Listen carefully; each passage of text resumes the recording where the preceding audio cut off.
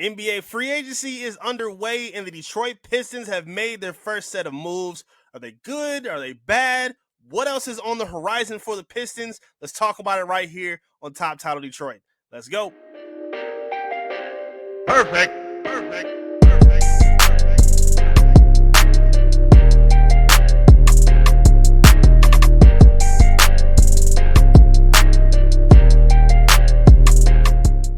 What's good? Welcome to Top Title Detroit.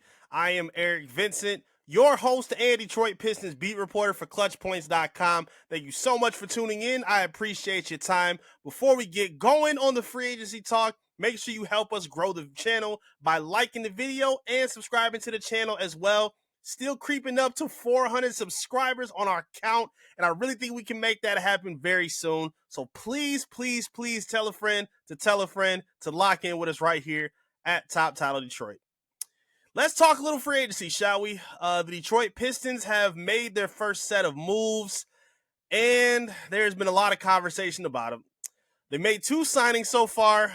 They have brought back Paul Reed. They re-signed him on a 2-year, $11 million contract, and they made a new signing for Caris Levert, bringing him in on a 2-year, $29 million deal for the Detroit Pistons to add to their backcourt depth. Very interesting, especially after the bombshell news that came the other day about the Malik Beasley investigation.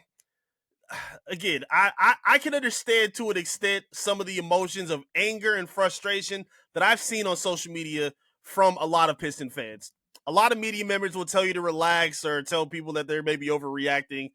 I don't think this is an overreacting situation. I can totally understand a lot of the frustration that I'm hearing from some Piston fans. Again, I don't think these are bad signings necessarily, especially given the circumstances. Again, I'm not going to play the card of thinking that the Pistons have known about the allegations that were coming down about Malik Beasley and the gambling situation.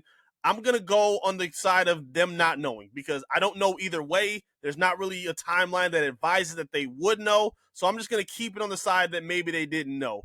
And based on having to operate on those kind of circumstances, they kind of had to just fall back on strictly backup plans in order to make things work for free agency. One of the biggest priorities was re-signing Malik Beasley. They had a 3-year, $42 million deal in place. And now with this investigation, that really hangs and ties that up. I don't really know what Beasley's future with the Pistons looks like at this point. And now at this point, when you have a guy like Caris Levert added in to the team, that kind of takes up a lot of the minutes that maybe you would have given to Beasley in this kind of a situation. Levert's been on a lot of teams. He's been traded around a lot, but he is a serviceable veteran player. He's can be a streaky scorer, but he is versatile. He can get downhill. He can be a pretty good shooter. Not a bad defender as well. And another good deal about the signing is that his contract is tradable. So if the Pistons are in a situation where they're looking to get active maybe before the trade deadline, closer towards the winter of this year, they'll have some players and contracts that they can use and flip to maybe lure in some bigger players and some bigger contracts. The Paul Reed situation is a big conversation I've seen where a lot of Pistons fans have been a little confused. I'm not mad at it just because I understand what the priorities are for Trajan Langdon and JB Biggerstaff, where they value the camaraderie of the locker room and of the team over a lot of things like strictly just talent and bringing in superstar type players or plunging for superstar type players. I feel like, Paul Reed did a good job of ingratiating himself as a veteran player with the Pistons last season, played some pretty significant minutes when, Duren was injured or if Isaiah Stewart was suspended or dealing with an injury. B-Ball Paul was one of those players that did a good job of kind of sparking up some energy for the team and kind of turning the tide when they needed it the most. How much value that's going to bring to them next season when they're trying to chase back for the playoffs, I'm not really sure. They're kind of scarce right now on depth with a lot of areas that they have right now. There was a rumor that they were interested in possibly bringing back Dennis Schroeder. It looks like he's over in Sacramento now. There was rumors about a sign-in trade that could be in the works with them. I'm not sure what the validity to it is. We'll wait and see what happens. Nickeil Alexander-Walker, he was another big name that the Pistons had reported interest in. He just signed a big deal to go to the Atlanta Hawks for 4 years, I think for $62 million. That's a pretty big, sizable contract for a guy like him as a 3-and-D player. Not mad that the Pistons didn't kind of chase that deal because they made it clear that they wanted to improve on the margins and they weren't going to overspend or push all their chips in to be too aggressive during this free agency period. I can understand that tremendously.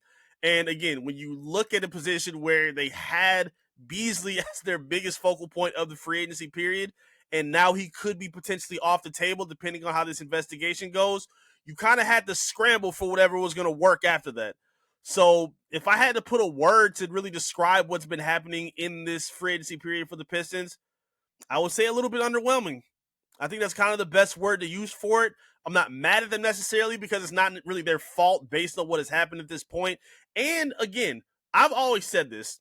I'm a fan of knowing that front offices and GMs are at least trying to make a change to make their team or put their team in a better position to compete for championships and titles. So even if they don't get it, I can at least appreciate the effort in trying to nail the needs that they have or add more talent to the roster.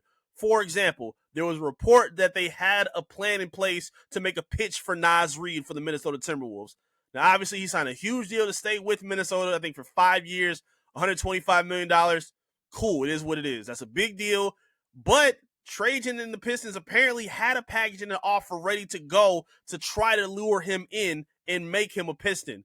So they had a plan that they weren't just going to sit on their heads and just rely on the young talent and just let them carry things out as, you know, the primary initiators of this team. They wanted to try to build and push more talent to the roster. It just unfortunately didn't work out in their favor. So Trajan is trying. He did come out with a plan. He did want to lean on certain areas to make the team better, and he had guys in mind that he thought could take the Pistons to that next step, especially with a healthy Jaden Ivey and Isaiah Stewart returning back to the lineup.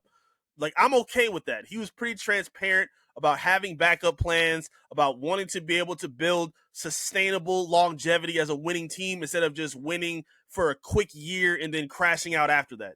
You don't want that. You don't want to do what the Lakers did, you know, after they won the bubble championship. Like, that's not good basketball. You want to be able to sustain long-term success over years and years of time. And I understand that completely with the Pistons.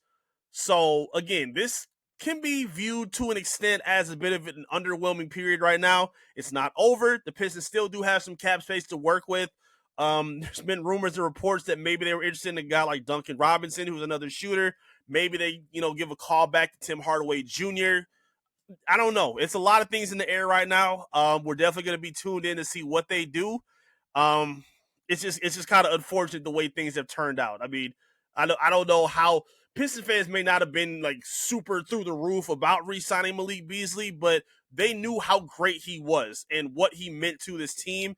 And now knowing where things are based on these investigations really changes a lot, especially with a lot of the videos and the social media stuff that we've seen that may lean to, you know, certain decisions or final says that could be leaned on in terms of what his investigation could be. So again, it's a lot of time left in free agency. We'll see what happens. Everybody stay locked in on social media. Stay locked in with us here on Top Title Detroit. I'll be sure to keep you as updated as I possibly can with all the news that we got coming around the Detroit Pistons. But talk to me in the comment section. I would love to hear from you. If you could give one word to describe free agency so far, what would you give it? I understand either way. If you want to be patient and say, hey, it is what it is, I'm going to roll with whatever Trajan's doing. I still got trust in him. I understand that. If you're saying you're a little underwhelmed and saying you wish there could have been a little bit more added to it, I understand that as well. Talk to me in the comments. I would love to hear your feedback.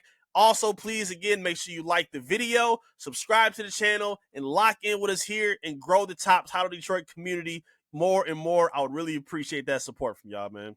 Thank you so much for tuning in. I really appreciate y'all for being here. You can lock in with me on my social media as well at I am Eric Vincent and follow my beat reporting work at clutchpoints.com. Again, thank you all so much for tuning in. Go Pistons, and I'm going to see you again soon right here on Top Title Detroit. Peace.